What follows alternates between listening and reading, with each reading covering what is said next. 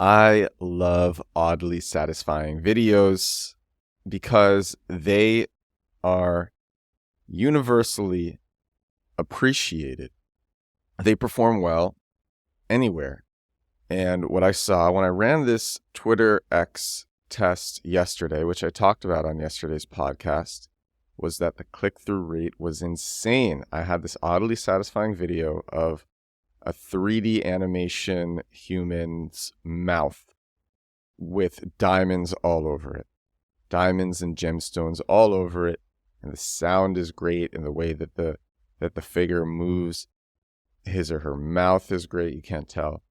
And it looks really beautiful. It's really captivating. And the click-through rate was insane, but the ad copy didn't match what the ad was going to, which was my growth marketing newsletter. And because of that, nobody was converting. So I was spending all this money on clicks. Nobody was converting. Not really all this money. I spent 20 cents for 560 clicks. So I'm going to try running the same thing today. And I'm gonna have ad copy that is directly related to the offer behind the ad. Really a no-brainer. I thought actually people would see there was nuance behind the ad yesterday, and I thought people would see that. But like I said, when you run ads like this, where you get millions of impressions and thousands of clicks for $1, you need to be very straightforward. You need to be very, very straightforward with the offer and what people will get from the offer. And that's because even though you're targeting English, not all of them have English as their first language.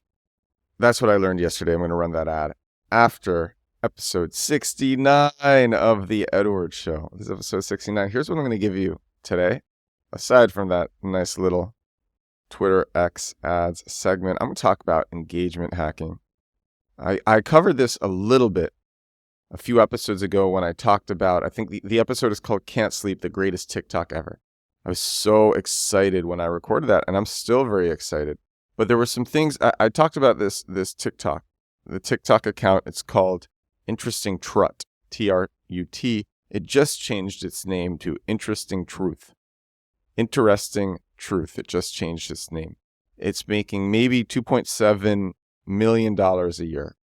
That's through ad revenue. And it gets 88 cents RPMs, 88 cents for every 1,000 views on its videos, because its videos are all over a minute. This is with the TikTok creativity program. It also monetizes with an affiliate offer in the description. And it uses oddly satisfying videos in the background. Then it gives interesting facts, one after the other.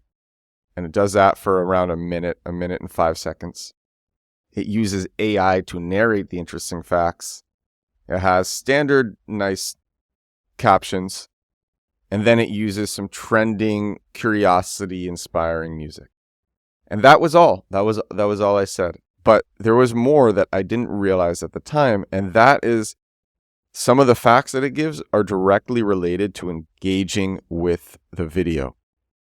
And it makes people engage in 4 different ways. It makes people share, it makes people check the comments, it makes people comment, and it makes people follow. And I'm going to tell you in today's episode, this brief episode, this is going to be another brief episode, jam-packed with value, just like yesterday's. I'm going to tell you what these videos say to make people engage with them. So the first one is, how does it make people share? Sharing is one of the biggest indicators for a good piece of content for any video streaming platform algorithm. You want shares, and it makes people do that. And here's what it says. It says, did you know that TikTok knows who has a crush on you? Your secret admirer is the second person that appears when you click on share, then WhatsApp. And here's why that's brilliant. Because TikTok doesn't know. TikTok knows if someone clicks on your share link, but it doesn't know. God, it's so smart. It doesn't know if you actually send the link to anyone. So you just have to click share, then WhatsApp, and TikTok will assume that you actually are sharing it and you have the desire to share it with somebody because it's a good piece of content. So it makes people share like that. It's so smart. I'm going to read this again. It's so valuable. Did you know that TikTok knows who has a crush on you? Your secret admirer is the second person that appears when you click on share than WhatsApp. I love this so much. That's what gets me inspired about using really good copy with this diamond mouth, oddly satisfying video for Twitter X ads, because I think I can think of something really clever. I'm going to actually have ChatGPT help me to relate it to the diamonds and to relate my growth marketing newsletter to the diamonds on the mouth. I think I can think of something really clever, and a good ad should make people want to convert when they get to the page. And I think I can do that with this ad, with this oddly satisfying video ad. These TikToks, they make people want to check comments. I didn't realize that this was a positive signal to the TikTok algorithm, but it makes sense. People are engaging with the video, and it says there is no single comment under this video with 0 likes. I don't even think that's true, but it says that. Then it makes people comment, and this is smart. So people don't know this. If you write an adjective, there's specific adjectives like evil or angry, and you write them lowercase in brackets, TikTok gives you a secret emoji. And so the interesting fact is, and these videos put all 4 of these facts in all of its videos. The interesting fact is, if you comment evil, you will unlock a new secret TikTok emoji. Remember to use the brackets with small letter. Doesn't even say it right. It might not even be a native English person running this channel. So it says with small letter. God, this channel, since I last covered it last week, it's grown like 150,000 followers. Crazy. It's going to be over 1 million very soon. So cool. It was started in July. It's September 12th now. Oh my God. And then finally it makes people follow right before it gives the last fact. It says, and now before the last fact, support us by pressing the plus button for more. It says, support us by pressing the plus button for more interesting content every day. And now before the last fact, support us by pressing the plus button for more interesting content every day. So it makes people, the plus button is follow on TikTok. It makes people follow. And it gives these clever messages disguised as interesting facts. All 3 of them. The last one is more of a command, but it gives these clever messages described as interesting facts to get people to do positive engagements with the video, which the TikTok algorithm views as the video content being favorable. And these videos do really well. I mean, it launched, it gets 212 million views every 30 days. That's just wild. And it's making, off that ad revenue alone, that's $187,000 a month. And I think it's getting so many views, so many people are looking at the content. I wouldn't be surprised if they're doing $50,000 a month off affiliate. And it's all narrated by AI. There's no face. It's so easy. You could get a team. You could outsource a team because it's a very repeatable formula. You could outsource a team to just recreate this anywhere and give them directions. And man, so brilliant. I've been going so deep on engagement hacking and content automations. I like this idea that you can set up these channels on their own and then generate money through affiliate offerings and ad revenue. And you just set them up and you make these videos. You could even use Zapier so that the videos release one a day, or you could just schedule them, I guess.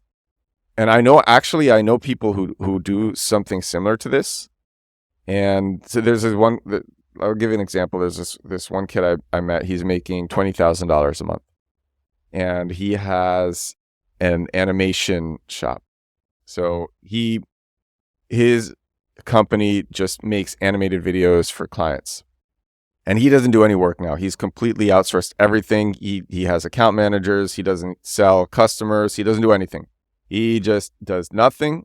Lives in New York, makes $20,000 a month, and his personal channel, which he uses to get clients, he's making videos, and they're each doing like their YouTube shorts. They're doing, I think, $500,000 views per short, 500,000 views per short. And he's making $20,000 a month. That sounds great. He could be making so much more, and he just doesn't care. But what's cool about the story is that he has automated everything to the point where he literally doesn't have to do anything. He doesn't even have to get in front of videos and make them. He can have other people make them because he has this repeatable formula. Everything is automated. So these things happen. I watched this other video, very interesting, and somebody used ChatGPT to generate all of these interesting facts based on different adjectives. Interesting sad fact, interesting truth fact, interesting facts about crushes, having a crush. I think that topic does really well. And then ChatGPT spat out, it gave an array of these facts. So it was the first column was what type of fact it was. Was it a truth fact? Was it a crush fact? The second column was the first part of the fact, setting you up to want the second part. So maybe like 90% of all of these crushes, ... And then the third was like end in heartbreak. I don't know. It was something like that. That would be the third. And what you do is you plug these into Canva, which has all these AI features, and you just pick a nice to watch background video for all of these videos. And then you get like a guy running on a beach during sunset. That's the background video. And then you put in where your text area is on the video. So at the top would be the type of fact, and then in the middle would be the message. And you'd have the first part of the message for the first half of the video, and then the second part of the message for the second part of the video. And you just connect this message space to the array of data that ChatGPT gives. And so that video is just pulling from that array of data, and it generates all these videos because you have the scripts just written in a table from ChatGPT, and it just makes at once 50 different videos. And then you can schedule them all to go up. You don't have to do anything. I think that's really cool. So far, the channels that I've seen trying that have not been pulling them off well. There's only one channel that does it well, but what it does is a bit more involved. So the video that I watched, it didn't paint the picture completely fairly, but there's something there. But the reason why the channel that does it well is more involved is because it uses very similar songs, and the fact reveal, the second part of the fact reveal, is timed up with the drop of the song. So it's not completely... I think that could probably be automated, though. I think AI could detect a drop of the song, and I didn't check if the drop happens with each song at around the same time. That's also possible as well. The drop just happens at the same time, but it's different songs. So you still have to pick the song and put them in. So that one's a bit, unless there's an AI tool for that. And there might be. I'm learning this. I'm sharing this part with you because like I'm excited by it because I'm learning it. And it's so fun. Like I can't wait. I'm so close to having this automated stuff figured out, and it's gonna be great. I'm listening to maybe I talked about this podcast before. The title of the podcast is Making $500,000 a Month at 15, and it's these two kids. One is 16 and one is 18, and they have the most popular shows on Snapchat. Their videos on YouTube are doing well, and their videos on TikTok they're doing okay. But what they hammer home is like, this is all stuff that people can learn. It's like sport. It's like a sport, and you do it every day, and you get better at it. And then when you get good at it, you get other people to do it because you figured out the formula. And that's what they've done, and they're doing really well because of it. But I will say so this is why I love like my background, because I come from a software as a service background. I come from a software background. I make apps with my friends. Like that's what I do. And now, like, because I've traveled so much, I have like devs in Budapest and Ukraine and Poland and all these places who want to make apps for me. And these kids on this podcast, they're really good at making viral content, but their monetization stops at a few $1 million a year. To most people, that's great, but they're like, we know we can make more, but we don't even know how. And for me, the final play is SaaS. For me, the final play is software as a service. Is you're able to grow in any niche, and then you use that to build up a crazy SaaS in that niche. And that gets me really excited. All right. It's almost 8 a.m. here in New York City, and I gotta go. I gotta have a busy day. So I gotta start this busy day. I'm pretty excited about this episode. I really think there's a lot of value in it. I look forward to talking more about software as a service, about using this type of content to boost SaaS companies. I just think that's where that's where the real value is. A few $1 million is cool, but with a SaaS company, you can be a unicorn. And especially if you use like the lean startup methodology, where you do lean iterations, you keep the team small, you set up inbound funnels that are low budget, and you're not like blowing all your money on ad spend. And then you keep iterating on the users that you're getting to figure out some viral loops and have a positive K factor, and that can all be done. And you can figure that stuff out if you constantly have users coming and trying your app every day. Maybe your retention is good, and you can keep doing all these different tests on them to get them to share it more and to make it grow more. And your budget increases. You can build complicated things like marketplaces, and that's where you unlock like so much more money than you can make with just content alone. Even if you're making like a successful course, that's where you can create an Airbnb. And Airbnb was created a bit different, but like start with go to markets. If you have users, what I believe is if you can create users anywhere. This is my personal belief. I'm going to end it with this. I think it's a really positive message. If you can create users anywhere, and you can constantly have users coming and testing your stuff, if you have your team figured out and you can afford development, you can afford to quickly test all these different iterations, then you can eventually make something that is a viral piece of software, have an outcome kind of like Clubhouse at the worst. Because Clubhouse has not succeeded yet, but it had a great outcome at the time. And those founders did very well. All right. Episode 69 of The Edward Show. I hope you enjoyed this. If you did, let me know. If you didn't, also let me know. If you have any questions, anything you'd like to cover, let me know as well. Check out my weekly newsletter at edwardsturm.com/newsletter, and I will talk to all of you again tomorrow. Bye now.